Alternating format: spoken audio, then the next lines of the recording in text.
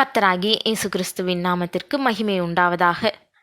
கர்த்தருக்குள் பிரியமானவர்களே, ஆதியாகமம் 15:1 இந்த காரியங்கள் நடந்த பின்பு கர்த்தருடைய வார்த்தை ஆபிராமுக்கு தரிசனத்திலே உண்டாகி, அவர், ஆபிராமே, நீ பயப்படாதே, நான் உனக்கு கேடகமும் உனக்கு மகா பெரிய பலனுமாயிருக்கிறேன் என்றார்னு வாசிக்கிறோம்.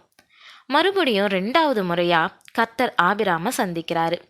இந்த சந்திப்பின் அப்போ கர்த்தர் தரிசனத்தில் உண்டாகி பேசினதா நம்ம பார்க்குறோம். பொதுவாக தரிசனம்ன்ற சொல் காண்பது மற்றும் வெளிப்படுத்துதல் சம்பந்தப்பட்டது.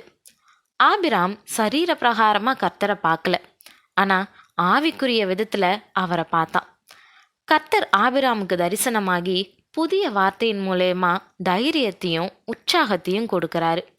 ஆமாம், அவர் சொன்னது, நீ பயப்படாதே. ஏன் இந்த வார்த்தையின் மூலயமா ஆபிராம தைரியப்படுத்த விரும்புகிறாரு? எந்த செயலுக்கும் எதிர் செயல் உண்டுன்றது நமக்கு தெரியும். லோத்து பிடிபட்டு போனான்னொன்னே தன்னுடைய ஆட்களோட போய் 5 ராஜாக்களையும் அவனுடைய படைகளையும் தாக்கி தன்னுடைய சகோதரனையும் ஜனங்களையும் மீட்டு கொண்டு வந்துட்டான். அவன் எதிர்த்த நபர்கள் சாதாரணமானவங்க இல்லையே. அப்படி இருக்கிறப்போ ஆபிராமனால் ஏற்பட்ட பாதிப்பை அவங்க மறந்துட மாட்டாங்க. அவங்க திரும்ப கூட்டம் கூடி ஆபிராமுக்கு எதிராக வர வாய்ப்பு இருக்குது. இது ஆபிராமுக்கும் தெரியும். அந்த எண்ணம் ஆபிராமுக்கு பயத்தை கொண்டு வர வாய்ப்பு இருக்குது. ஆபிராம் பெற்ற வெற்றி தேவனால் மட்டுமே கிடைச்சதுன்றது நிதர்சனமான உண்மை. அதனால தான் மிகப்பெரிய சேனையை எதிர்த்து அவன் வெற்றி பெற்றான். கர்த்தரே அவன் கேடகமாக இருந்தார்.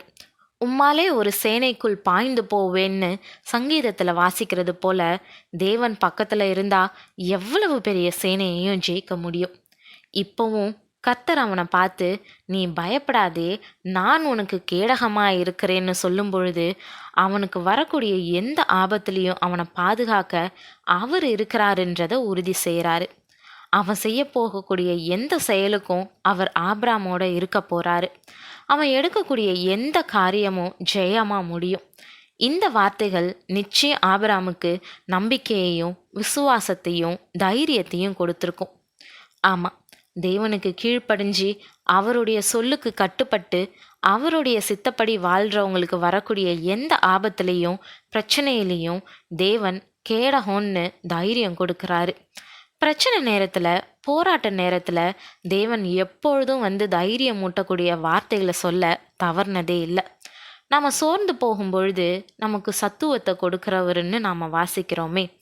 நீ கலங்காதே, திகையாதே, நான் உன் தேவன், நீ பலங்கொண்டு திடமனதாயிருன்னு தம்முடைய தாசர்களுக்கு எப்பொழுதும் நம்பிக்கையை கொடுக்குறவர். இந்த வார்த்தைகள் ஆபிராமுக்கு மிகுந்த தைரியத்தையும் நம்பிக்கையையும் கொடுத்துருக்கோம். பிரியமானவர்களே, ஏன் இப்படியாப்பட்ட முன் உதாரணங்களை தேவன் நமக்கு முன்னாடி வச்சிருக்கிறாரு? இன்னைக்கு நம்மளுடைய போராட்டம் மாம்சத்தோடும் இரத்தத்தோடும் இல்லை, பிசாசினுடைய தந்திரங்களோடும் அந்தகார லோகாதிபதிகளோடும் நமக்கு போராட்டம் உண்டு.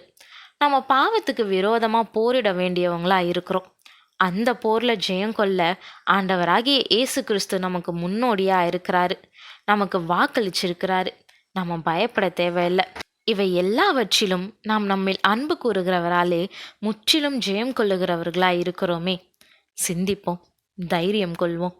தேவன் தாமே கிருபையும் தயையும் செய்வாராக. ஆமேன்.